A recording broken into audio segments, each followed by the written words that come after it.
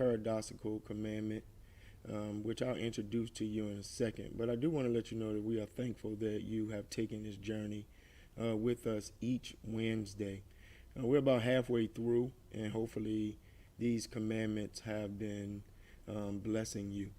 If you have not had the chance yet to catch up with some of the older ones, let's say this is your first time, or last week was your first time, and you've missed some of the other paradoxical commandments, then I'm going to ask that you just take a look at the screen. There are many ways that you can go back and review previous lessons.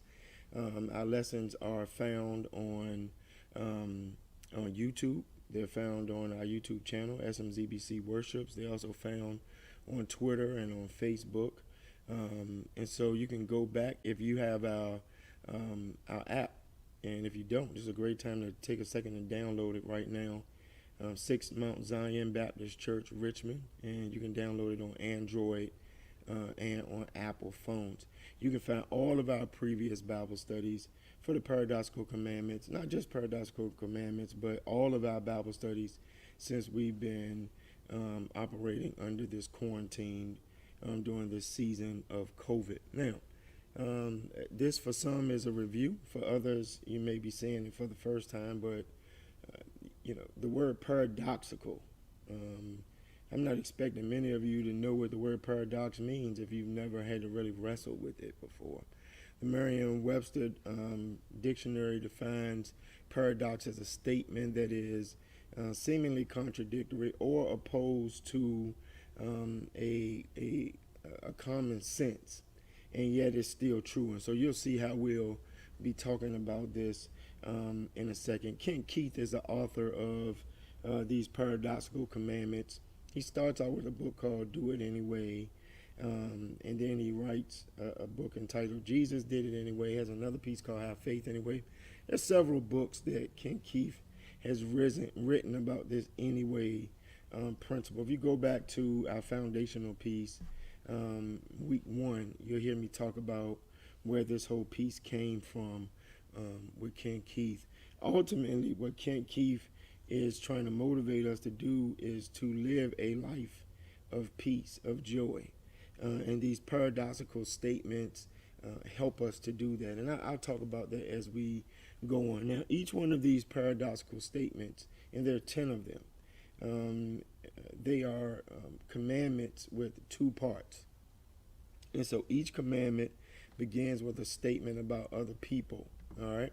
And so the other part of it is a statement, and each statement, I guess, about other people is followed by a commandment for you.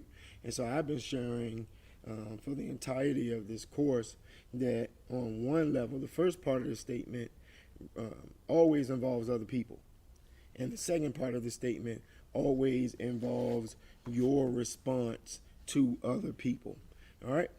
So there are a couple of ones that we've already gone over. And the first one is there on the screen. People are illogical, unreasonable, self-centered, love them in any way. And so the first part deals with other people. The second part deals with you. Yes, you cannot control other people. They are illogical. They are self-centered. They are unreasonable. The piece you can do is to respond, which is love them anyway. And watch the pattern here, the second paradoxical commandment. If you do good, all right, that's you. You're doing good. People will accuse you of selfish, ulterior motives. Do good anyway. People, that's the first part. You is the second part. Third paradoxical commandment. If you are successful, you will win false friends and true enemies. Succeed anyway. Success, that's you. You will win false friends and true enemies. That's others. Succeed anyway. Last week, the good you do today will be forgotten tomorrow. Do good anyway. And I hope you were able to journey with us last week as we looked at our friend Moses and took some time to look at Jesus at the end. Moses continued with the help of God to do good, do good, do good. And at every place along the journey, the Israelites quickly forgot how God and Moses moved through. And so that was the paradoxical commandment for last week. And so this week, the fifth paradoxical commandment, honesty and transparency make you vulnerable. Be honest and transparent anyway. So you know where this is going. The honesty and the transparency make you vulnerable to others. But be honest and transparent anyway. All right? There's some of the, Keith kind of uses the word transparency and frank, all right, almost in an interchangeable way. All right? So each week we look at a different biblical character, and we take a story of a biblical character and we apply the paradoxical commandment to it. And then we also end up each week looking at what Jesus would do. All right. This week's Bible character is Queen Esther. Now, for those of you who are members of the Mount, you were Bible study students, you were a part of our process before COVID, you realize that we talked about Esther at the beginning of this year, January and February, and God knows it seems like it's such a long time ago. And so those of us who have some experience with this story, you should be able to jump kind of right in. And so it should be a review for you. For others, you'll be hearing it possibly for the first time today. But I want to let you know that we went through it extensively and learned a lot about Esther during that time. Now, last week and this week, the story jumps around. We only have, 30 to 45 minutes that we're trying to share with this biblical text. We won't have time to go through the whole book, but I encourage you to spend some time with the entire book of Esther, all right? So we're going to give you snippets today, but if you want to read the book in its entirety, and I'm telling you it's worth it. We had a great time in Bible study talking about Esther and how dramatic it was. I mean, it was almost like some reality television stuff. A really great book, and I think it is worth your time to read. So, all right, so the question is this. What are some things that we know about Queen Esther's biblical story? So a couple of highlights of things that I'm going to share, and I know you already probably are typing in some of the answers in YouTube or on Facebook or whatever. What are some of the things that you remember or you know about Queen Esther's biblical story? All right, so just a quick few things to share about the story. King Xerxes liked to drink and party. For those of you who've heard the story, you remember that he banished off his first wife. They put out a whole search for another wife, a young lady. This young lady, Esther, was a Jew. We found out about that, but Xerxes doesn't know, and then she's connected with Mordecai. But instead of me telling you the whole story, let me just play a little bit of it so that you can check it out. After these events, King Xerxes honored Haman, son of Hammedatha, the Agagite, elevating him and giving him a seat of honor higher than that of all the other nobles. All right, so I'm not going to be jumping in and out because I love this story, so I'll be talking after every single piece of text. But we've jumped to the third scene, so we've skipped a considerable part of this. Xerxes' first wife is exiled, and then they go through the process of picking a second wife. Now, Haman is an important part of this story, and so that's why we've included this piece here. All right, so just follow. There are a few key characters, and Haman is one of them. All the royal officials at the king's gate knelt down and paid honor to Haman, for the king had commanded this concerning him. But Mordecai would not kneel down or pay him honor. So, real quickly, Mordecai is also another key part, all right? A relative of Esther, a Jew as well, and he just has a problem bowing down and worshiping Haman, all right? So for him, the bowing down was for God, not for man, all right? So let's keep on listening. Then the royal officials at the king's gate asked Mordecai, "Why do you disobey the king's command?" Day after day they spoke to him, but he refused to comply. Therefore they told Haman about it to see whether Mordecai's behavior would be tolerated, for he had told them he was a Jew. When Haman saw that Mordecai would not kneel down or pay him honor, he was enraged. Yet having learned who Mordecai's people were, he scorned the idea of killing only Mordecai. Instead, Haman looked for a way to destroy all Mordecai's people, the Jews, throughout the whole kingdom of Xerxes. All right, so catch this again. You got to really read this book. You got to read this book in its entirety. And this is a key piece right here. All right. So Haman has been put in a key position by King Xerxes. All right. And so Haman is important. Mordecai, on the other hand, is just a servant at the entryway, all right, into the king's space. But yet Mordecai has a deep belief. All right. And so Haman uses this opportunity and this snub by Mordecai to not only deal with Mordecai, but to deal with all of those who are associated or connected to Mordecai, the whole Jewish community. If it was up to Haman at this point, Haman would take them all out. All right. So you're asking, okay, so this is my first time in this story. Where does Esther come into this? Let's continue to follow the story. At this point, Esther is the young queen. All right.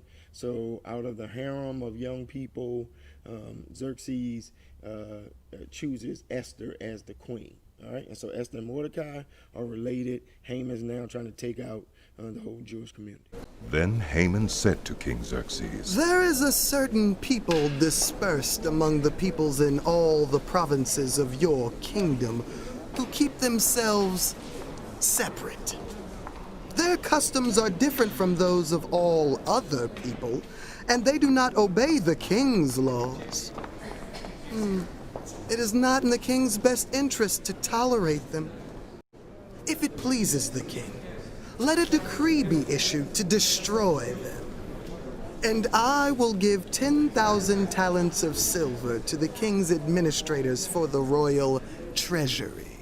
So the king took his signet ring from his finger and gave it to Haman, son of Hammedatha, the Agagite, the enemy of the Jews. Keep the money, My lord. and do with the people as you please. So those of you who are part of our Bible study, every time I actually had to play that back. I love hearing that man say, "My Lord." But anyway, so we're moving around, right? But this is a key piece of the story. Okay, so Haman has gotten King Xerxes to, in essence, commit. All right, he has gotten him to commit to wiping out genocide. A whole group of people. All right, so he has obtained permission. Now, again, I'm reminding you that this is important because Esther is the queen. Esther is connected to Mordecai. Mordecai is a Jew, and now Haman has gotten the king to go along with wiping out the whole Jewish community. Keep on listening. The couriers went out, spurred on by the king's command, and the edict was issued in the citadel of Susa. The king and Haman sat down to drink, but the city of Susa was bewildered. I mean, the people hear the edict, and while the leaders are inside chilling, the word is starting to spread amongst the people of what is happening. We're going to jump real quickly into the 4th chapter. Again, read it in its entirety when you have a chance. We're moving quickly. When Mordecai learned of all that had been done, he tore his clothes, put on sackcloth and ashes, and went out into the city, wailing loudly and bitterly.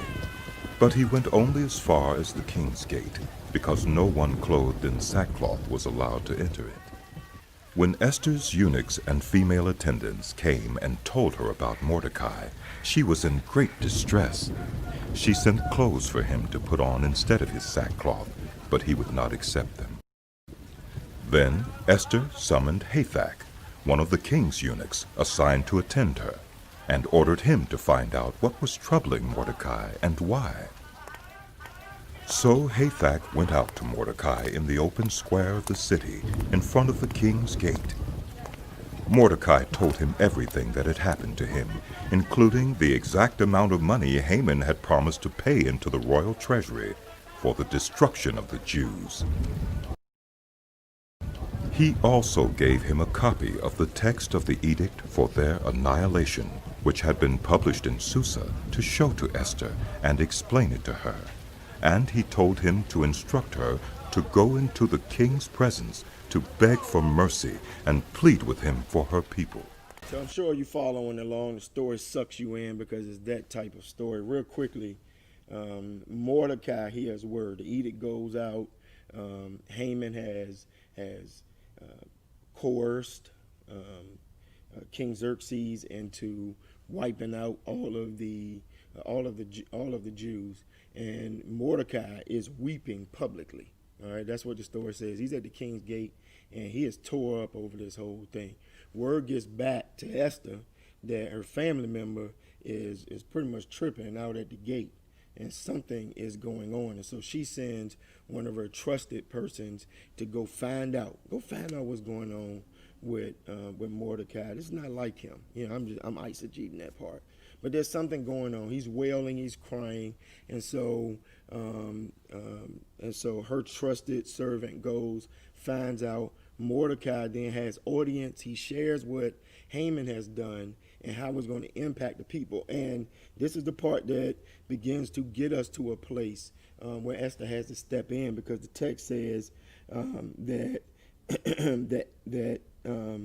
he told him to instruct her to go into the king's presence to beg for mercy and plead with him for her people.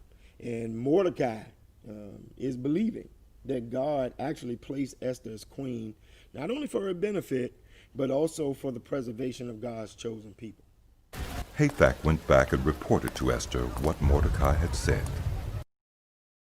Then she instructed him to say to Mordecai, "All the king's officials and the people of the royal provinces know that for any man or woman who approaches the king in the inner court without being summoned, the king has but one law, that they be put to death unless the king extends the gold scepter to them and spares their lives.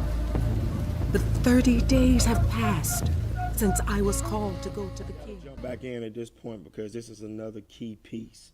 All right, so Esther is in a place. All right, so yes, she is the queen. She does understand that there is a certain level of responsibility, but she makes sure that the message gets back to Mordecai. Listen, I haven't seen the king in 30 days.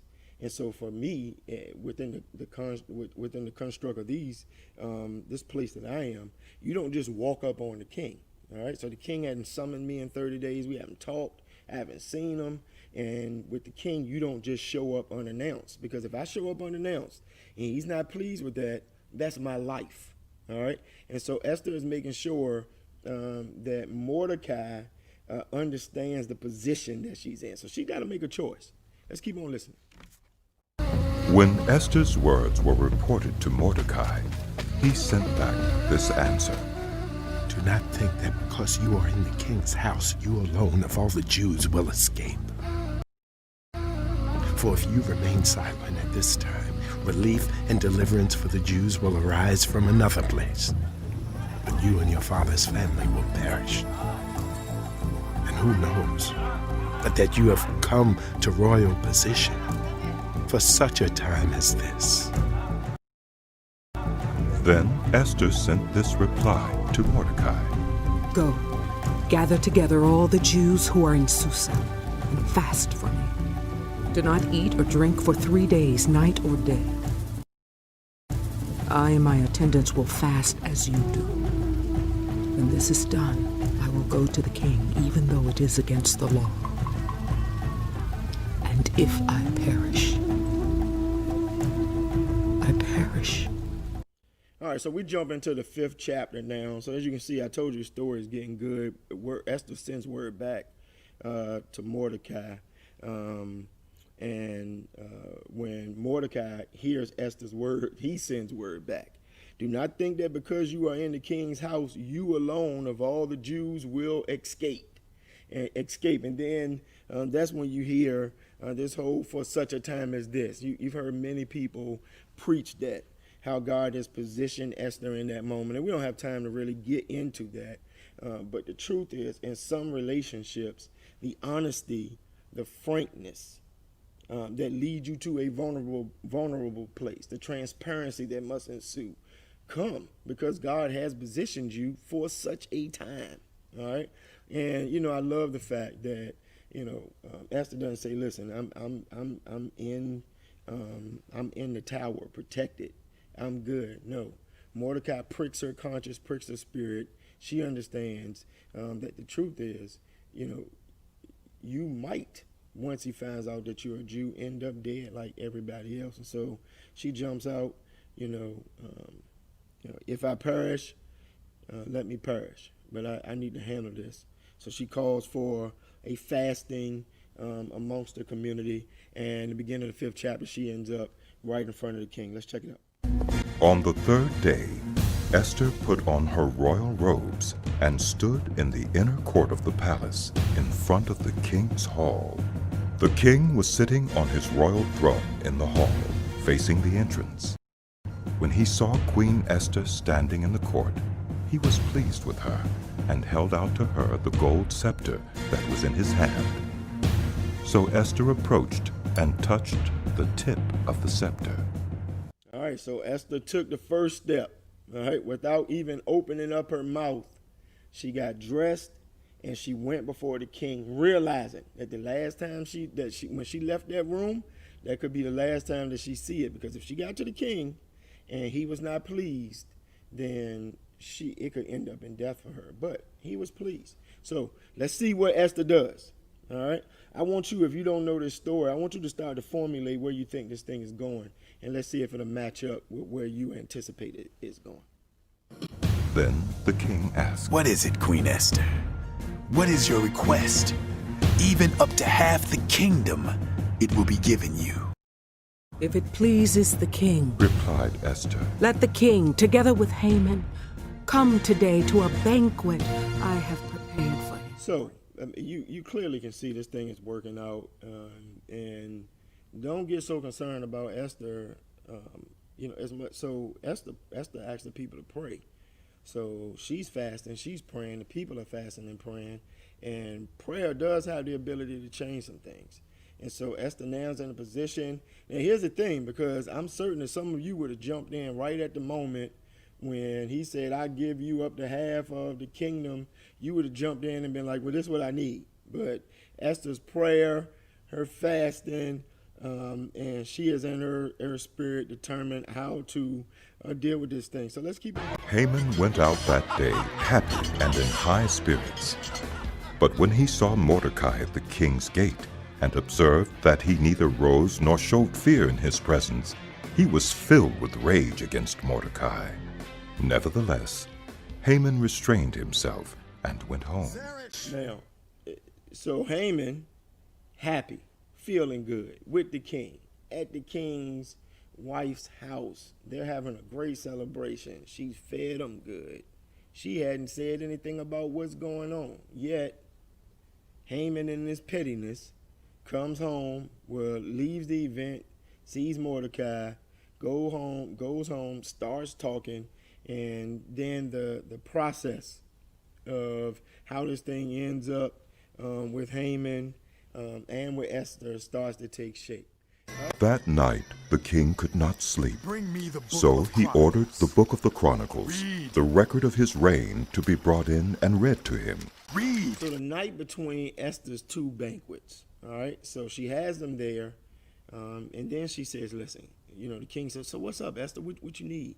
She was like, "I need you to come back again, all right, the next night." So between the two banquets, Xerxes, he can't sleep, all right, so there's no melatonin, no Z-Quil.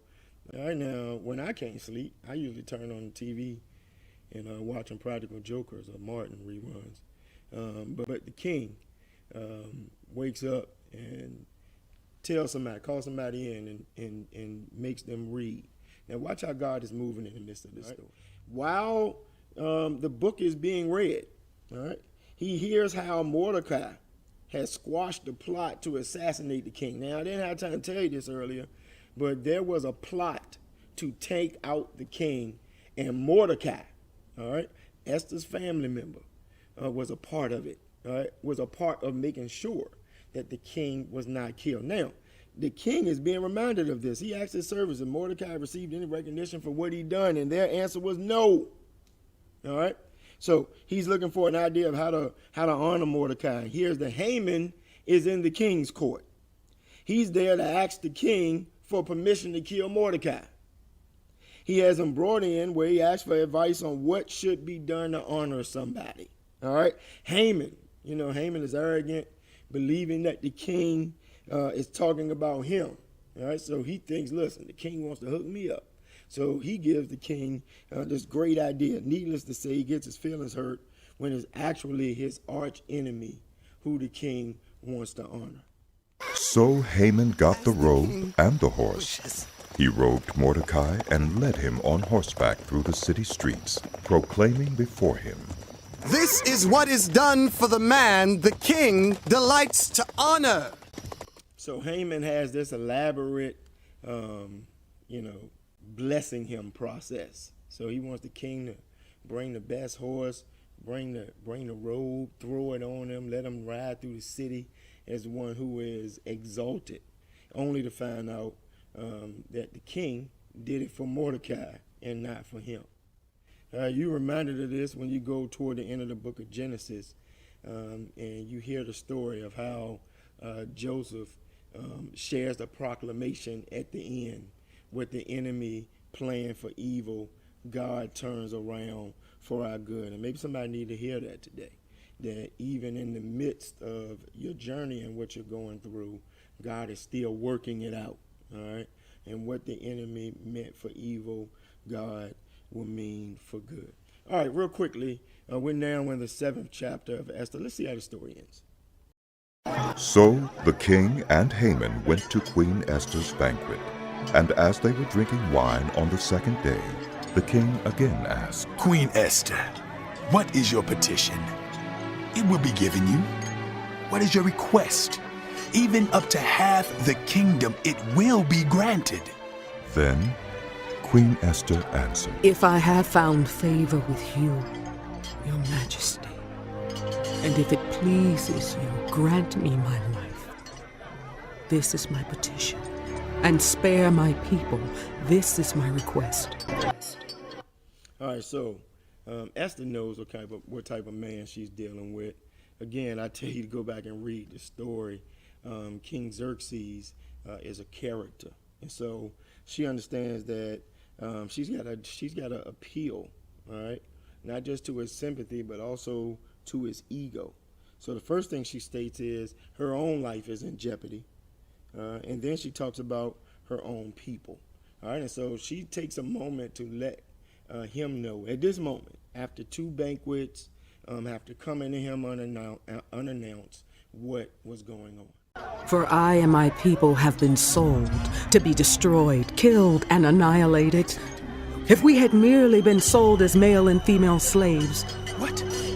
I would have kept quiet. What are you saying?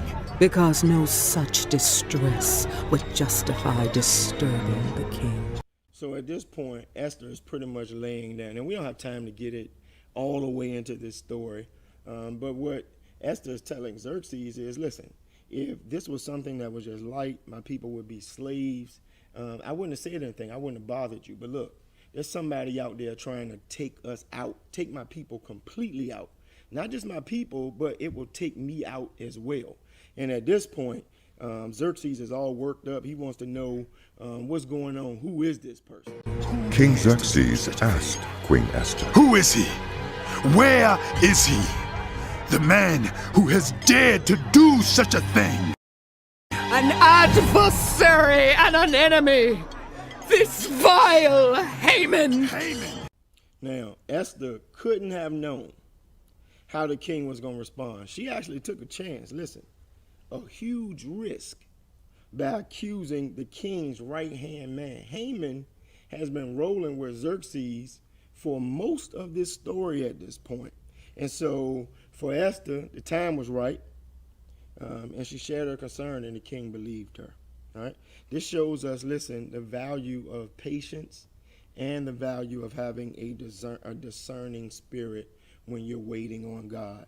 Now, I know this doesn't have anything to do with honesty and frankness, but I do want to share this. Only God knows the perfect timing for events that are to take place. And if Esther had asked the king for mercy, if she'd asked the king for mercy for herself and for her people before God had set the stage, she may have messed around and faced a different result. I'm going to let this thing play out so that you can hear the end of the story and we can move toward the end of this Bible study. Then Harbona, one of the eunuchs attending the king, said, A pole reaching to a height of 50 cubits stands by Haman's house. He had it set up for Mordecai, who spoke up to help the king. The king said, Impale him on it. So they impaled Haman on the pole he had set up for Mordecai. Then the king's fury subsided. That same day, King Xerxes gave Queen Esther the estate of Haman, the enemy of the Jews. Esther again pleaded with the king, falling at his feet and weeping. She begged him to put an end to the evil plan of Haman the Agagite, which he had devised against the Jews.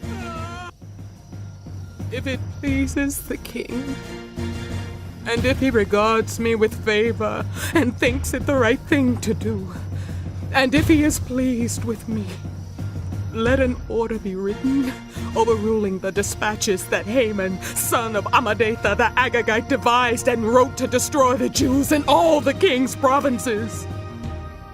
For how can I bear to see disaster fall on my people? How can I bear to see the destruction of my family? The king's edict granted the Jews in every city the right to assemble and protect themselves, to destroy, kill, and annihilate the armed men of any nationality or province who might attack them and their women and children, and to plunder the property of their enemies. Now, notice that the king could not revoke the plan. But what he did was he provided an alternate one. And God has an override button that nullifies what Satan can bring against you. All right? So here we are, by being honest about her identity, being frank, being transparent about the impact of Haman's edict. Esther made herself vulnerable. She did. She had no idea how this story was going to turn out. First of all, she took a chance, took a risk by leaving her area after 30 days of not talking to her husband, coming before him, understanding that if he is not receptive to me being here, he could kill me. She took a risk by having him over at the house with Haman and not telling him the first time what was going on. She took a risk by having him there for a second time and then identifying his right-hand person as the person who had planned to kill her people. All right? So yes, Esther was vulnerable. She was. But her honesty and her frankness, all right, was what allowed the story to turn out the way that it did. And she wasn't afraid. She was honest and she was frank anyway. All right? Now, every time we do one of these paradoxical commandments, I end, and I'm going to move quickly through it today with the story about Jesus. Jesus loved anyway, did good anyway, succeeded anyway. Jesus was frank, Jesus was honest, and it made him vulnerable too. All right? Check out a couple pieces of scripture from the 10th chapter of the Gospel according to St. John. Then came the festival of dedication at Jerusalem. It was winter, and Jesus was in the temple courts walking in Solomon's colonnade. The Jews who were there gathered around him, saying, How long will you keep us in suspense? If you are the Messiah, tell us plainly. Jesus answered, I did tell you, but you do not believe. The works I do in my Father's name testify about me, but you do not believe because you are not my sheep. My sheep listen to my voice. I know them, and they follow me. I give them eternal life, and they shall never perish. No one will snatch them out of my hand. My Father, who has given them to me, is greater than all. No one can snatch them out of my Father's hand. I and the Father are one. Again, the Jews picked up stones to stone him, but Jesus said to them, I have shown you many good works from the Father. For which of these do you stone me? We are not stoning you for any good work, but for blasphemy, because you, a mere man, claim to be God. Jesus was critical of the scribes and the Pharisees, speaking openly about the way they behaved. If you've ever watched any of our the whip, the hammer, the cross presentations during the resurrection season, you'll see Jesus throughout the presentations talking about how the disciples were hypocrites, how they were snakes, they were brood of vipers. Right? Jesus was very critical. He was honest and he was frank, and because of that, things happened. Woe to you, teachers of the law and Pharisees, you hypocrites! You are like whitewashed tombs, which look beautiful on the outside, but on the inside are full of the bones of the dead and everything unclean. In the same way, on the outside you appear to people as righteous, but on the inside you are full of hypocrisy and wickedness. The scribes and the Pharisees, they were stung by his words. And because of it, they plotted to trick him. That's why they asked all those questions that they actually tried to trap him into saying something that was treasonous. And so before long, the Jewish leaders wanted Jesus dead. They waited for the right time to catch Jesus and to destroy him. Even in the midst of the testing and the threats, Jesus continued to be honest and frank anyway. And we should be polite and tactful when we share our truths, but share them nonetheless. And we know the word honest, but maybe you're not familiar with the word frank. Frank means direct. Frank means unreserved. It means straightforward. It means sincere. All right? And you can do that. You don't have to be mean to be honest. You don't have to be nasty to be frank. You don't have to be mean to be direct. All right? And you can do it in a way that is polite. You can do it in a way that is tactful. Paul shares these words in the book of Ephesians, 4th chapter, verses 14 and 15. Then we will no longer be infants, tossed back and forth by the waves and blown here and there by every wind of teaching and by the cunning and craftiness of people in their deceitful schemings. Instead, speaking the truth in love, we will in all things grow up in him, who is the head, that is Christ. Now, I'm heading home, but let me just share this as we bring this to a conclusion. There are some truths about sharing truths. All right? Some truths should only be spoken to a few. Some truths should be spoken in a confidential setting. You don't need to share some truths with everybody. All right? Some of us, we go about this thing the wrong way. You want to tell somebody off. Yes, and it might be the truth. You're honest and you're being frank. But in some situations, it needs to be done confidentially. All right? And then some truths do not need to be spoken at all. And this is something that Kent Keith shares in the book, Jesus Did It Anyway. And so I'm going to share a few principles that he shared, and we're going to wrap this thing up. You cannot build strong, positive, caring relationships with friends, family, colleagues, or those you serve unless you are honest and frank with them. I want to read to you something he shares in the book. He says, I know that there are risks in doing this.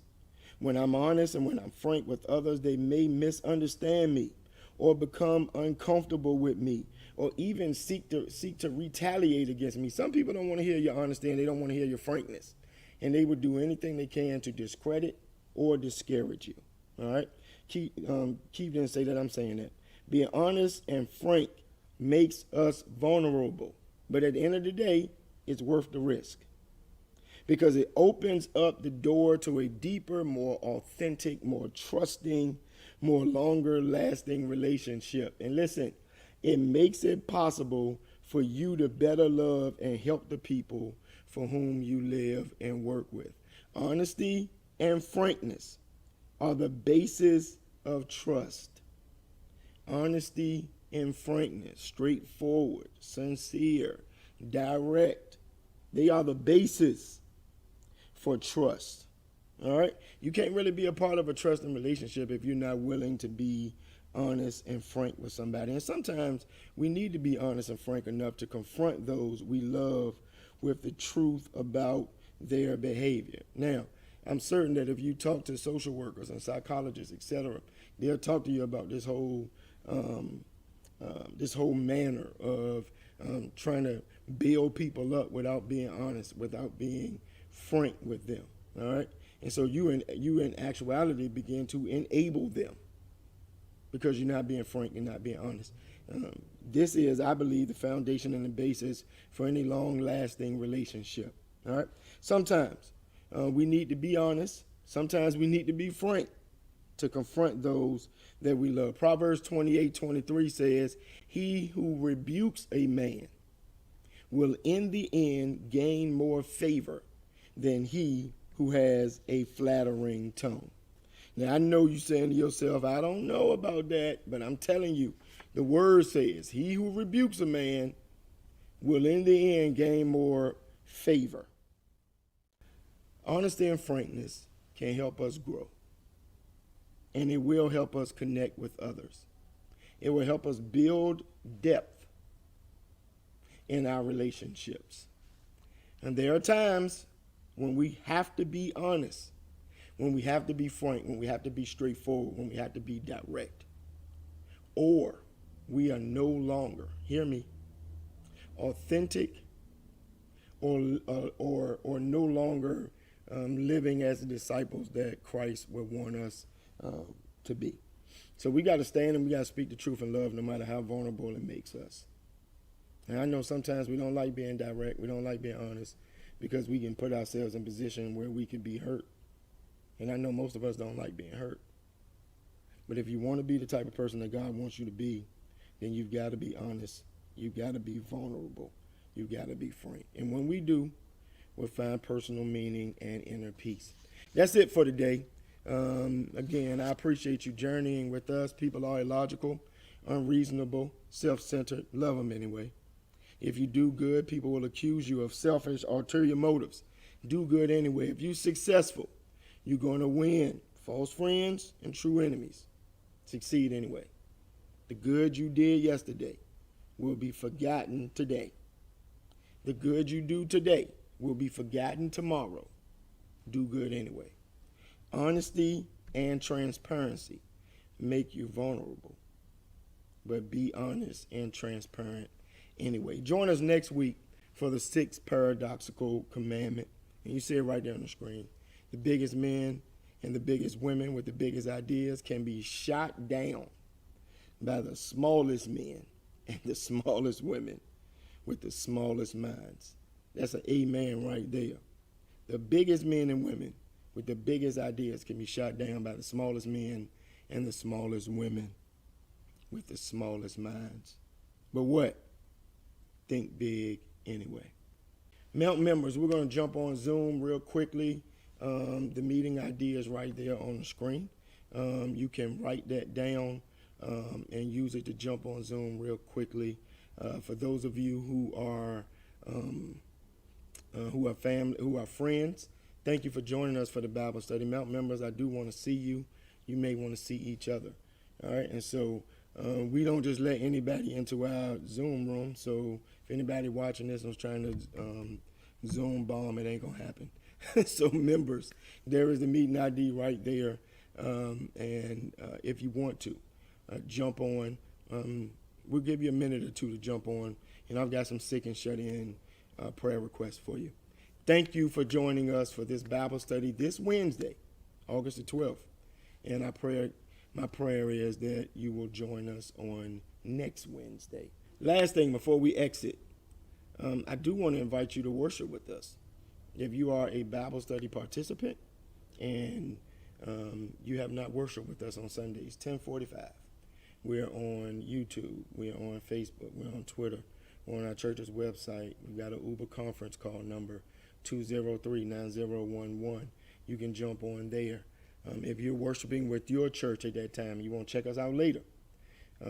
We are accessible, and all you got to do is jump on one of those sites and check us out. We love to have you. God bless you.